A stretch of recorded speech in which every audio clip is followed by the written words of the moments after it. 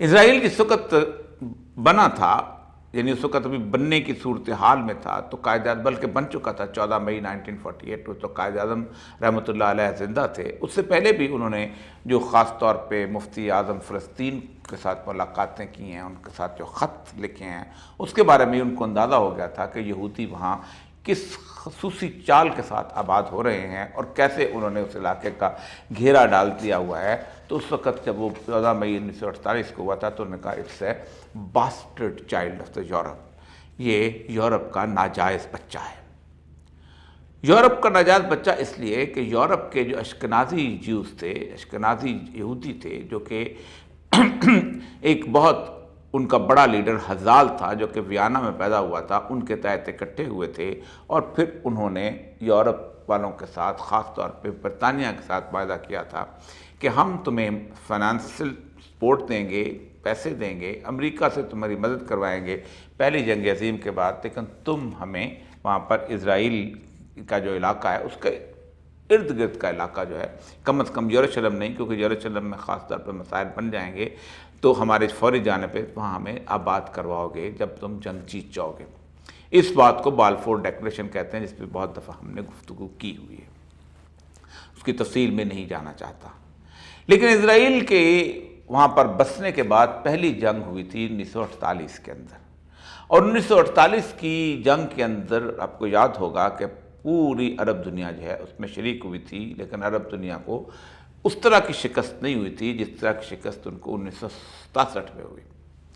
اس دوران یروشلم اور یہ پورا علاقہ جو تھا، یہ ویسٹ بینک کا علاقہ، یہ یوں تو برطانیہ کے پاس تھا، لیکن اس کا وعدہ کیا گیا تھا کہ یہ اردن کے شاہ کو دے دیا جائے گا، تو اردن کے شاہ نے اس پر خود بخود قبضہ کر لیا تھا کہ یہ میرے ساتھ وعدہ تھا، اس لیے اب یہ میری سلطنت کا حصہ ہے۔ اس کے تقریباً 9 سال کے اندر اندر دوبارہ جنگ ہوئی۔ جب 1967 میں جنگ ہوئی تو اس جنگ کے بعد صورتحال یہ ہوئی، 17 سال کے بعد تقریباً، تو اس جنگ کی صورتحال یہ ہوئی کہ پوری عرب دنیا جو اس وقت ایک نیشنلزم کے خمار میں تھی، فلسطینیوں کی جو تحریک تھی وہ تحریک خالصتاً نیشنلزم کی تحریک، قوم پرست تحریک تھی۔ انہوں نے باقاعدہ اللہ تبارک و تعالیٰ کا جنازہ نکالا تھا، اور ناصر جو تھا اس وقت وہاں پر ایک خالصتاً قوم پرست اور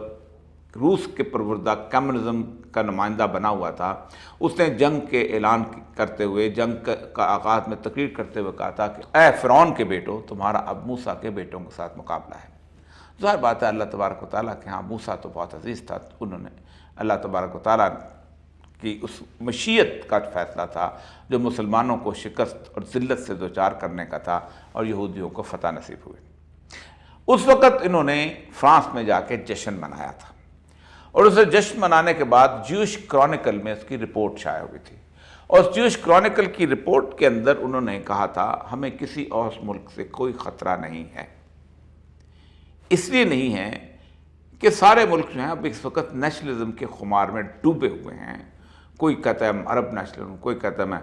سیرین ہوں، کوئی کہتا ہے میں فرعون مصر کی اولاد ہوں، کوئی کہتا ہے میں نماردہ کی اولاد ہوں، نمرودوں کی اولاد ہوں، عراق میں بستا ہوں، بابل و نینوا کی سرزمین کا باسی ہوں۔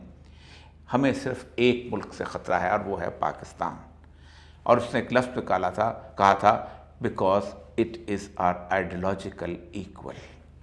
یہ ہمارا نظریاتی مخالف ہے۔ ہم یہودیت کی بنیاد پر ہم نے یہ ملک تخلیق کیا ہے، اور وہ دنیا کا واحد ملک ہے کہ جو اسلام کے نام پر، لا الہ الا اللہ کے نام پہ تخلیق ہوا ہے۔ یہی وجہ ہے کہ پاکستان کے اندر جب کبھی بھی اس بات کی گفتگو بھی کرنے کی کوشش کی جائے کہ ہم اسرائیل کو تسلیم کر لیں، تو اس وقت پاکستان کے مسلمانوں کے اندر شدید غم و غصے کی لہر دوڑ گئی۔